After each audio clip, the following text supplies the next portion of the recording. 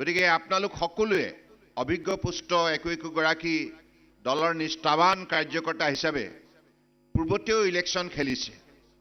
পূৰ্বৰ বিভিন্ন নিৰ্বাচনবিলাকত আপোনালোকে উল্লেখযোগ্য সফলতা বুটলিবলৈ সক্ষম হৈছে। সংসদীয় নিৰ্বাচনে হওক বা বিধানসভাৰ নিৰ্বাচনে হওক বা পঞ্চায়তৰ নিৰ্বাচনে হওক, প্ৰতিটো পৰ্যায়ৰ নিৰ্বাচনত আপোনালোকে ৰাইজৰ আস্থা আৰু বিশ্বাস বুটলিবলৈ সক্ষম হৈছে। গতিকে মই নতুনকৈ আপোনালোকক নিৰ্বাচনত কেনেধৰণে দলৰ কাৰ্যকৰ্তাৰ ভূমিকা হোৱা উচিত এই ক্ষেত্ৰত মই বিতংভাৱে ক'ব বিচৰা নাই।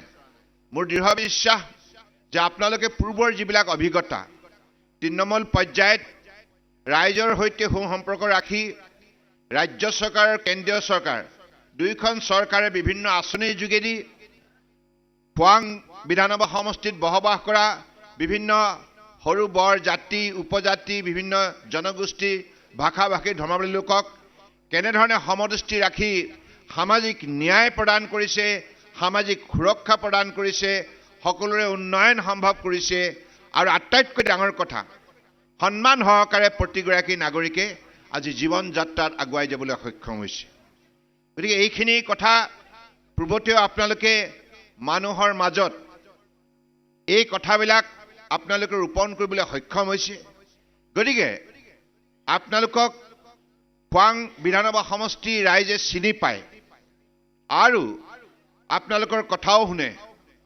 গতিকে সেইকাৰণে মোৰ দৃঢ় বিশ্বাস এইবাৰ নিৰ্বাচনত আপোনালোক সকলোৱে আমাৰ জনপ্ৰিয় বিধায়ক চক্ৰধৰ গগৈ ডাঙৰীয়াৰ নেতৃত্বত আপোনালোকে আগন্তুক এক মাহৰ ভিতৰত যিমান সংখ্যক আমাৰ ভোট কেন্দ্ৰ আছে 187টা ভোট কেন্দ্ৰত আপোনালোকে বিশেষভাৱে সময় অতিবাহিত কৰিব লাগিব।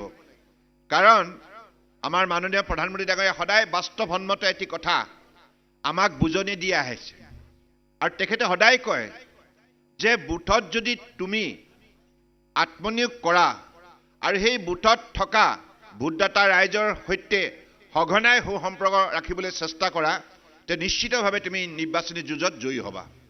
কাৰণ প্ৰতিটো বুথত আমাৰ ভোটদাতা ৰাইজৰ সংখ্যাটো আমি সঠিকভাৱে পৰ্যালোচনা কৰিব লাগে আৰু যোৱাবাৰ নিৰ্বাচনত আমি কিমান একোটা বুথত কোনকেইটা বুথত কিমান সংখ্যক আমি আস্থা জনসাধাৰণৰ পৰা বুটলিবলৈ সক্ষম হ'লোঁ, কিমান সংখ্যক ভোটদাতা ৰাইজে ভাৰতীয় জনতা পাৰ্টিৰ পক্ষত পদুমৰ ছবিত ভোট দি আমাক উৎসাহিত কৰিলে।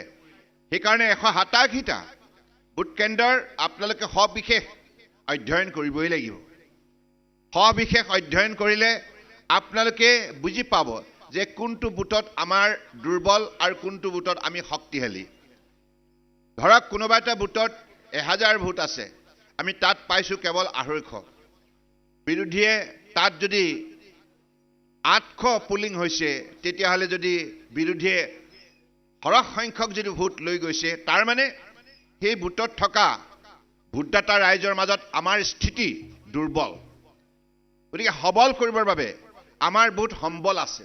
সবল কৰিবৰ বাবে সম্বল এইটোৱে যে 10 বছৰে মাননীয় প্ৰধানমন্ত্ৰী নৰেন্দ্ৰ মোদী ডাঙৰীয়াই যেনেধৰণে ভাৰতবৰ্ষৰ সকলো জাতি জনগোষ্ঠীক আস্থাৰ বিশ্বাসত লৈ বিকাশ যাত্ৰা আৰম্ভ কৰিলে, সকলোৰে সমন্বয়ৰ বাবে বিশেষ ধৰণে আঁচনি প্ৰস্তুত কৰিলে, পৰিকল্পনা হাতত ল'লে, যাক সময়মতে ৰূপায়ণ কৰি আজি সকলো শ্ৰেণীৰ ৰাইজক উপকৃত কৰিলে। এই সফলতাৰ প্ৰতিচ্ছবিখন মানুহৰ সন্মুখত দাঙি ধৰিব লাগিব যুক্তি সহকাৰে। আমি বিৰোধীৰ দৰে অনাহকত আমি গালি গালাজ কৰি ৰাজনীতি পথাৰৰ এই সুন্দৰ বাতাবৰণটো আমি বিনষ্ট কৰিব বিচৰা নাই। গণতান্ত্ৰিক পথাৰৰ আমি মূল্যবোধ প্ৰতিষ্ঠা কৰিব লাগিব। আমি যুক্তি সহকাৰে আমি ৰাইজৰ মাজত আমাৰ কথাখিনি ক'ব লাগিব। কাৰণ মাননীয় প্ৰধানমন্ত্ৰী ডাঙৰীয়া আমাক ইমান শক্তিশালী যুক্তি অস্ত্ৰ দিছে।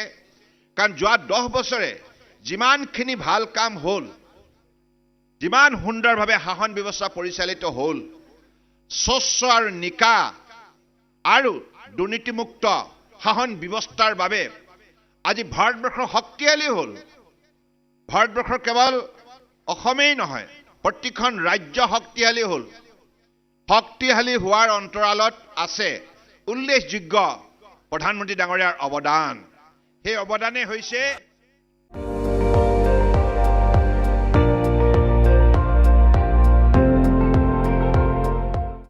আপুনি চাই আছে ND24 সৰ্বশ্ৰেষ্ঠ নহয় সৰ্বোত্তমৰ দৌৰ